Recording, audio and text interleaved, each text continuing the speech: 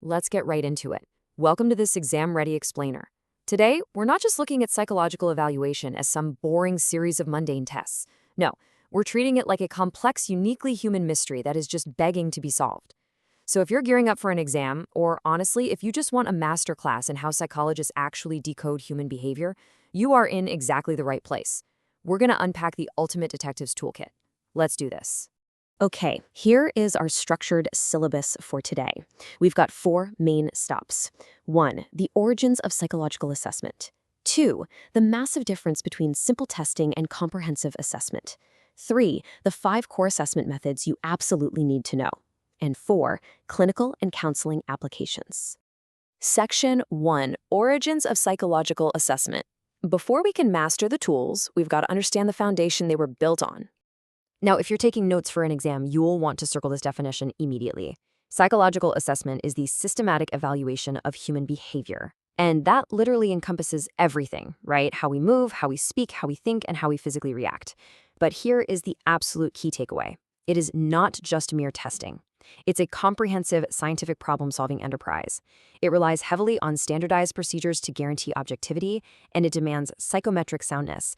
Basically, that just means the tools have to actually be reliable and valid. It's actually wild when you trace the evolution of this field. We're talking about a timeline that starts all the way back in 2200 BCE in China, with civil service exams used to figure out if people were fit for public office.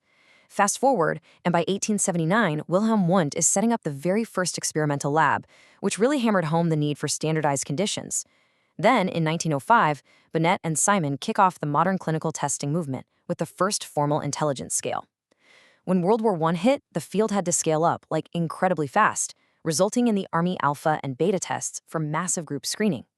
And then finally, post-World War II, the Office of Strategic Services, the OSS, pioneered this incredible assessment center model. They didn't just use one test, they layered multiple tools together, like situational tests and stress interviews. And all of this history perfectly sets the stage for today's evidence-based assessment, where we link our data directly to actual treatment plans. Moving right along to Section 2, testing versus comprehensive assessment. This is arguably the single most critical distinction you'll need for your exams. Lay people use the words test and assessment totally interchangeably, but as professionals, we absolutely cannot do that. A raw number on a page is entirely mechanistic. Think about it. A high score on a depression test is literally just a single data point. It means almost nothing without historical context. You have to know about a patient's recent life stressors, any prior hospitalizations, or how they currently cope with things.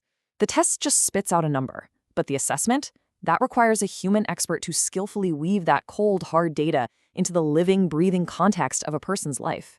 This comparison is incredibly high yield for exams, so let's break it down. Think of testing as a technician's job. You administer a standardized tool, add up the right answers, and you get a numerical gauge.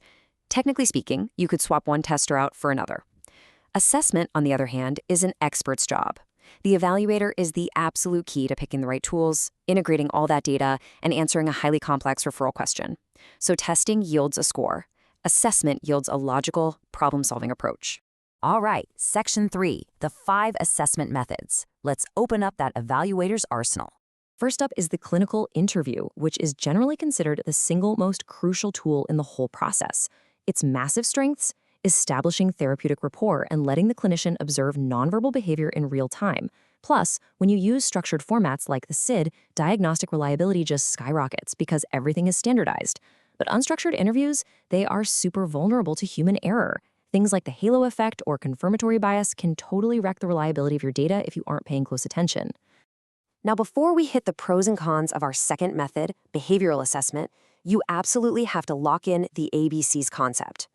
Behavioral assessment doesn't treat actions as some hidden sign of a deep, internal personality trait. Instead, it treats behavior as a sample of actions happening in a specific environment. So to do a functional analysis, you track the A, antecedents, meaning what happens right before the behavior, the B, the behavior itself, and the C, consequences, or what happens immediately after.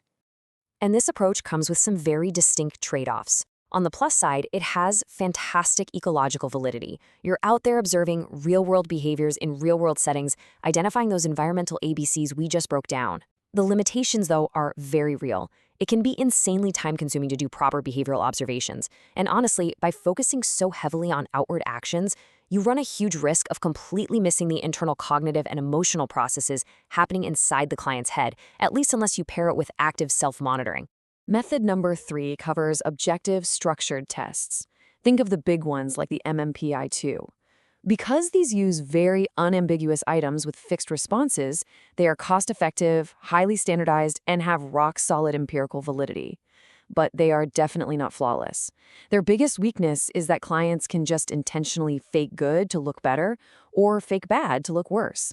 Plus, the whole thing completely hinges on the client having enough self-insight and reading ability to actually understand what's being asked of them. Moving to method 4, we have projective methods, things like the famous Rorschach ink blots. These attempt to solve that whole faking problem. They operate on the projective hypothesis. Give someone a completely ambiguous stimulus, and they will unconsciously project their own hidden needs and conflicts right onto it. It's a brilliant way to bypass conscious resistance. But as you can probably guess, that theoretical win comes at a really steep cost. There's a long-standing controversy here because projective tests generally have much lower reliability and validity than objective tests. And the scoring? It is immensely complex and highly subjective. Our fifth and final tool is the psychophysiological method. This means measuring stuff like heart rate, skin conductance, or even brain waves. The absolute biggest strength here is pure objectivity. It is incredibly tough for a client to intentionally fake their own biological responses. It gives us hard, quantifiable, physical data. The downside?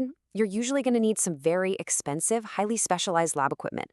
And on a deeper level, it can feel a bit too molecular or reductionistic. We really have to ask, are we reducing a complex, struggling human being down to just a blip in their heart rate?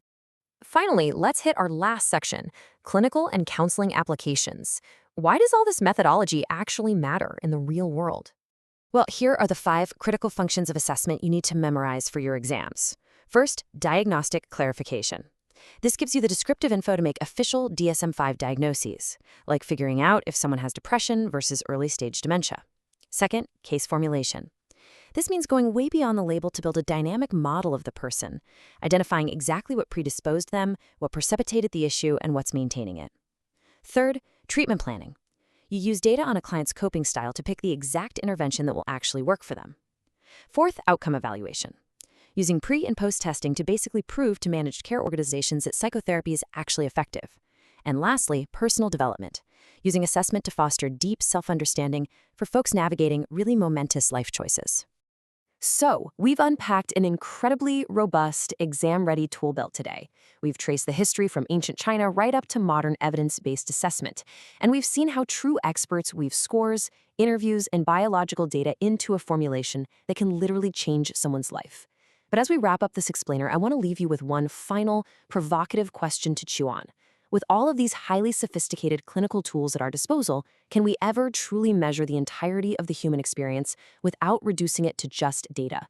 It's a profound limitation of our science, and something every great clinician must constantly keep in mind.